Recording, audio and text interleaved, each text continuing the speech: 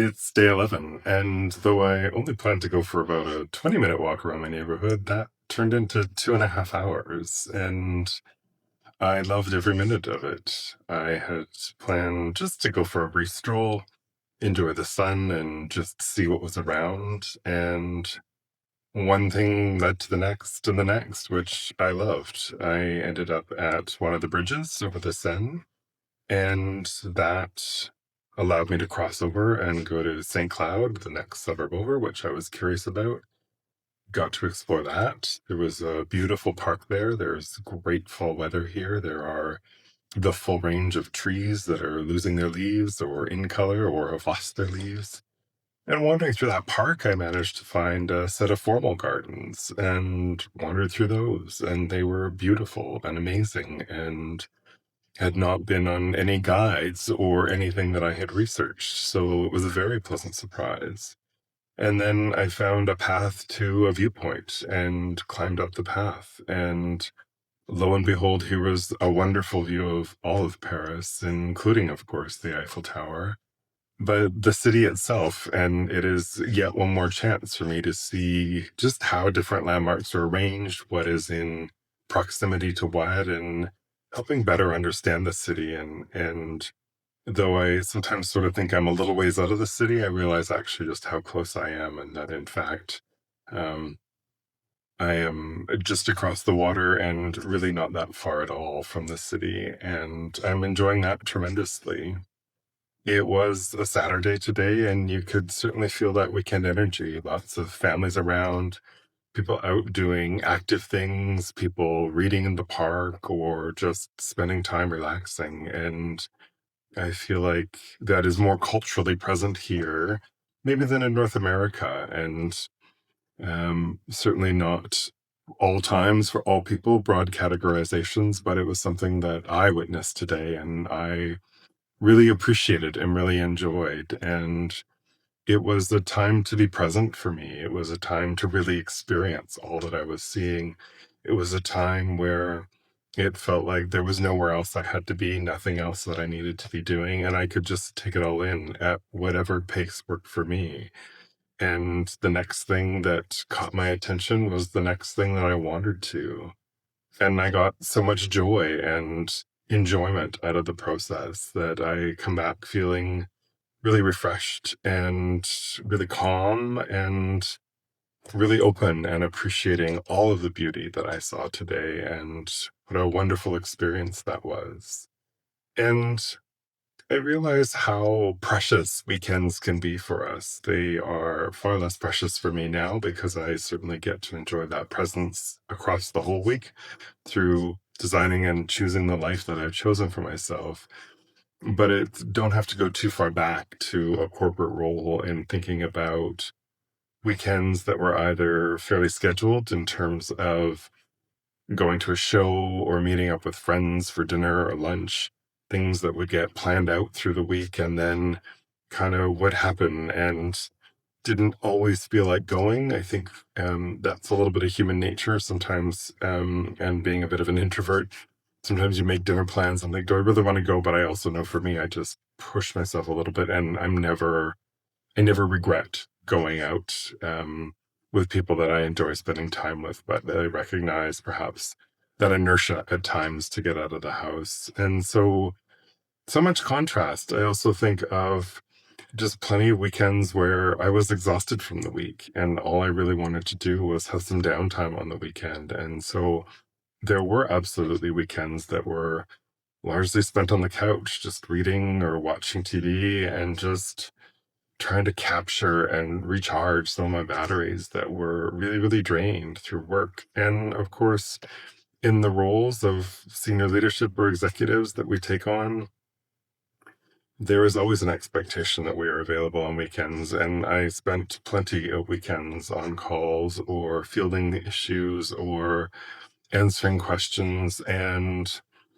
there was a certain intrusiveness, I feel like, in hindsight. And I do understand it is part of the deal, part of signing up, but I also think it can be one more piece of knowing when those roles are no longer serving us, as I think my resentment towards my role, both during the week, but even more so on weekends when I really felt like I needed that rest, were better and stronger clues that it was time to make a change. And sometimes it can also be about revisiting our boundaries. I know that last summer I had gone into it with some expectation that it would be a little bit quieter, that I could sort of drift off into the sunset over my last two months of work, and it just ended up being a really really busy summer through different circumstances. And I spent just about every weekend on a call and dealing with matters, and it also put me in a place where I started to break some of the rules that I had in my mind. I said that there were certain meetings that I wasn't going to go to anymore, or there were a couple of weekends when I was just exhausted and wasn't going to be available for calls or meetings on the weekend, and assign my team members. And it felt like stepping out and really stepping against the grain of corporate culture, perhaps. And at the same time, nobody really noticed. And that certainly left me wondering what would have happened if I'd made some of those decisions before, if I had been clearer about some of those boundaries before. And I probably should have broken more of those rules. And when I say rules, these are rules that are self imposed by all means, but certainly inferred from culture, at least my interpretation of the organization and the corporate culture at the time.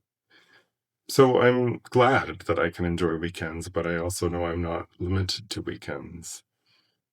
I can experience a Sunday evening or a Monday morning without that sense of dread, without that sense of having to enter into a space that inherently feels stressful, can be high pressure. Sometimes we're trying to move and make things happen in big systems that inherently resist change or just are really slow to change.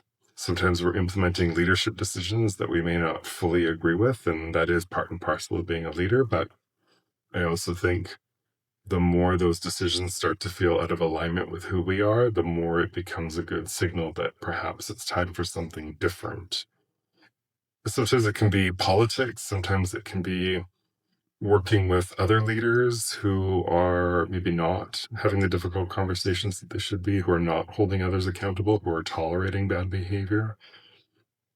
And sometimes it's a combination of all of those things. And there's just a certain level of disengagement, of not getting a lot of joy or satisfaction or challenge, or just feeling like we're effective leaders. And I think that's when we have to know that it is time for a change, when we no longer feel like that effective leader, when we're no longer looking forward to going into work, to working with the people that we're working with, to moving the things that we want to move within our particular role. And as leaders, that's what we do. We enact change, we transform, we lead. And when we no longer feel like we're doing that, it is time for a change. And I also recognize we are somewhat hardwired to avoid that change sometimes, that what is comfortable and known and the status quo feels easier, feels more comfortable. And there are thousands or millions of years of evolutionary biology that teach us that threat response to something different is very real. And it is illogical, but it is something that we have to be aware of and learn to work with. It is built from the threats of large predators eating us out on the open savannah. And so we come by it honestly, we come by it, as they say, through evolution. And yet we have the same threat response to a different environment, a different job, a different role, being or not being in a relationship, that we do to those true life and limb threats. And I think learning to tell the difference is important. And I think this can be something that holds people back, that we may want to make that decision. We may know it's time for different, and yet sometimes it can feel like too high of a mountain to climb, too much to get over, too hard of a change to make. And it takes some time to work through that. I think of my own process of leaving. I'm glad that I did it over a year, even if from the outside it only looked like it happened over a couple of months. It was my own internal decision to leave, but also sit with that decision over many months and check in with myself. And for the first couple months, I can tell you, I had intention of leaving. I hadn't really talked to many people about leaving, certainly nobody in the organization, but I didn't fully believe it yet. And it did take coming back to it over and over until it became real enough and stable enough in my mind that I was ready to go, that I had done the work to create my runways, to have the cushions, to know what I wanted to do next and start working towards it. And so these are not rash decisions. These are very much representing a process that changing jobs, roles, relationships, who we have in our life, who we don't have in our life, how we spend our time, they all can take some time as a process to work our way through. And give yourself that time for that process. Give yourself that space for that process. I also know for me, I could be guilty of really binary thinking, of getting really, really black and white. It was either I was employed in a senior leadership role with the title and the salary, or I was struggling.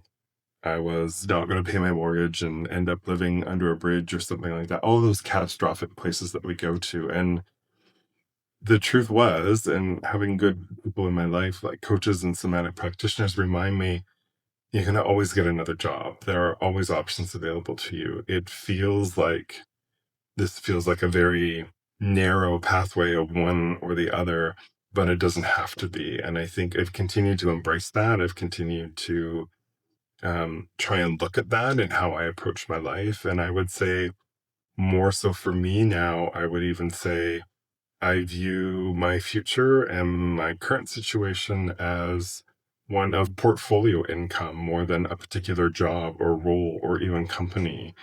There is the part of me that still loves strategy and systems and coming in and consulting in organizations and being able to really dig through some tough problems. And I can do that without having to get caught in the politics or the relationships. My job is simply to advise, and I love that work. I love my consulting work. And at the same time, I also want space in my life to do my coaching work, because my coaching work is equally important to me, to be able to hold space for people as they navigate some of this complexity, as they make difficult decisions. I hold in high regard the ability to provide a space free of shame or judgment and really allow somebody to just explore without any agendas, without any presuppositions. And coaching is very much starting in the principle of believing in individuals to find their own solutions, but being able to walk with them in that and being action oriented in that. I think, again, for most of my coaching people that I have in my life, they want to move forward. It's not simply about acknowledging their feelings. They want to know what to do next and what comes next. And it is our work together to figure out what it is that's going to be meaningful for them. I can't tell them that, but I can certainly ask great questions. We can explore themes, we can explore ideas, we can explore pluses and minuses. And that helps that process along. That helps them find that sense of it not being binary, of being open to new possibilities, of challenging assumptions that might be there, finding blind spots sometimes. And all of those are the pieces that move us forward, that allow us to be able to make these big changes. And this is that space in our lives. This is that phase in our lives, in our 40s and 50s. This is what midlife is about, is understanding that the life we have isn't working for us in some way, shape, or form, and that we need to make changes to have it better reflect who we are, to better align with our values, our beliefs, to be able to have meaning that's important to us. And that takes time. That takes searching. It is not a 12-step process. It is not a worksheet. It is not a simple logical exercise. It is a feeling exercise. And I think people can struggle with that at first. And it takes a little bit of time to learn to trust our inner voice, our inner compass. But the more we can undo, the more that we can do that, the more that we can unlock. And that is what has allowed this experience of Paris to be so wonderful for me. There are great moments that happen here, and they're not always the world-class museums or the gilded, beautiful, over-the-top beauty that you need a ticket to get to. It can be simply wandering through a park. It can be having that space where you can be fully into yourself, where you can really take in that moment without to-do lists running in your background, without doubts, without wondering, without feeling like there are other places or things that you need to be doing. It really allows a full presence. And I hope that for so many people, because I think it is one of the things that I was most missing when I was kind of mired in a role that was no longer fitting me and really just committed to the paycheck more than anything else, and finally letting go of all of the fears that revolved around that, the scarcity thinking that revolved around that, that if I left this, there was nothing else,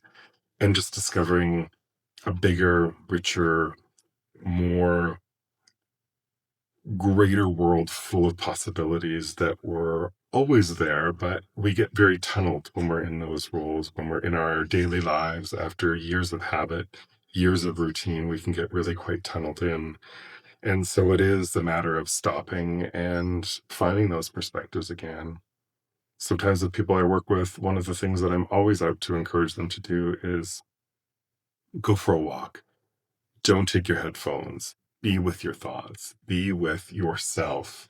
And I think we struggle with this as a society. I think we are so used to that constant input. We're used to doom scrolling on our phone and always having something to keep our mind busy. And if you're one of those people where when you fall asleep at night, you feel overwhelmed by those thoughts, it's because they're not getting any other quiet moments in your day. And even at that, sometimes we try and avoid them because we're watching TV with the timer on that we'll fall asleep to. We're listening to a podcast, or we're needing sleeping pills because that's the only thing that drowns out those scripts. And so starting to find the time to be with your thoughts, to connect with self, I think we underestimate the value of it. And I think it can be scary at first. And anybody who's ever done meditation or done any meditation training, the goal in meditation, as I see it, and among the Buddhist scholars that I've read, is far more about learning to be with yourself. It is less about